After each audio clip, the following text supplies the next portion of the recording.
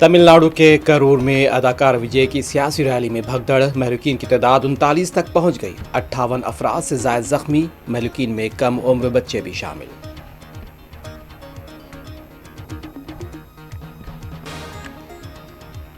तमिलनाडु के नायब वजीर आला उदयनिधि स्टैलिन ने करूर भगदड़ के लवाहिकीन से की मुलाकात, हॉस्पिटल में जेर इलाज जख्मियों की अयादत, मुर्दा खाने का भी किया दौरा।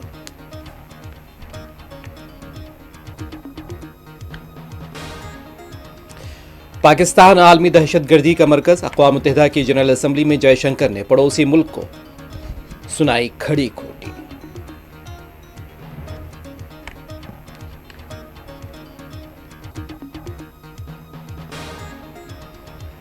जिनसी इस्तेहसाल का मुलजिम स्वामी चैतन्यानंद सरस्वती गिरफ्तार, दिल्ली पुलिस ने मुलजिम स्वामी को आगरा से किया गिरफ्तार।